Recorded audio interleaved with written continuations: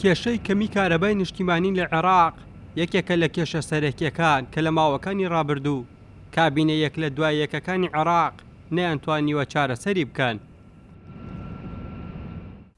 بۆ بە دووەداچوونی کێشەی کارەبا لە کەرکووک، وەفدێکی وەزارەتی کارەبای عێراق بە سەرۆکایەتی ئەندازیار عادلکەریم وەزیری کارەبای عێراق وێستگەی دابەشکردنی کارەبای کەرکووکی بەسەر کردەوە.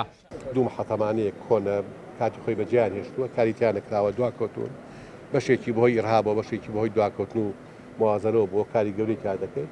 ئێستا لە ماوەی داهاتووە دەبینین لەگەڵ کۆمپانیای ترا گەشتێتە ڕێکەوتنێکی تەواو بۆی کاریتاکە لە ماوەی ساڵێ بۆ ساڵۆ نیە ئەوێ زار پێێتەکان زۆر تەقانەوەی هەر برجێک هەر تاوەرێک هەندێک ناوچەی بە کارەبا دەبێت، بەڵامە بە ماوەیەکی کورت زۆربەی لە شوێنی تۆ کارەبامان گەیانە ئەو ناوچانەوە ئەو بردەشمان چاک کردووە ئەوەی کە بەڕێوەبەری هێڵەکانی باکوور ساخایی لەگەڵ مایە ئەوان توانێت هیمەتێکی گەورەیان کرد لە ماوەی 2 ڕۆژە چاکیان کردەوە. خۆتان نەزان ساڵی پار 1970 گوجان تەقانەوە ئەم ساڵ دەستی پێ کردو جارزار دەستیان کردەوە تەقانەوە، بەڵام توانیمانە بە کاتێکی خێرا واروها لە شوێی تۆ کارەبا بگەینەوە چانە، بەڵام ئومێد دەکەم ئەوە دووبارە نەبێتەوە چون کاریگەری زۆری دەبێت سەر خەڵکی ناوچەکە.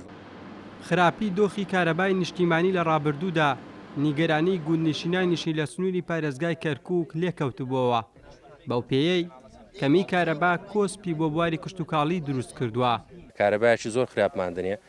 ئەم 3-4 گوندە بە حیساب کراوەتە بەردامە 2 ڕۆژەماندنی و ڕۆژێک ناماندنیە، کەچی لەو 2 ڕۆژەیە لە 48 ساعتەکە 4 کاتژمێر کارەبامان نییە و گاز هەر هەم گرانە، یعنی لە هیچ ڕوویەکەوە پشتگیری فەلاح ناکەن. کارەبامان هەر هیچ نییە، ینی لە 24 ساعتە یان لە 48 ساعتە 2 ساعت کارەبامان نییە. ئێمە وەکو مەردارێک ئەوەکو فەلاحێک لە منتقەکەیە زۆر زیانمان پێگەیوە.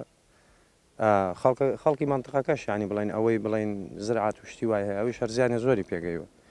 لە سەردانەکەیدا وەزیری کارەبای عێراق جگە لەکردنەوەی وێستگەیەکی کارەبا لە تازە ڕایگەیاند گرێبەستیان لەگەڵ کۆمپانیایەکدا کردووە بۆ نۆژەنکردنەوەی 2 وێستگەی کارەبا بە توانای نزیکەی 300 مێگاوات لە سنووری قەزای دووبز.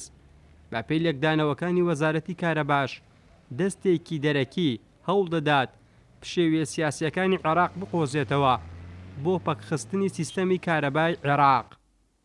ئاسۆ ئەحمەد، کورسات نیوز، کەرکووک.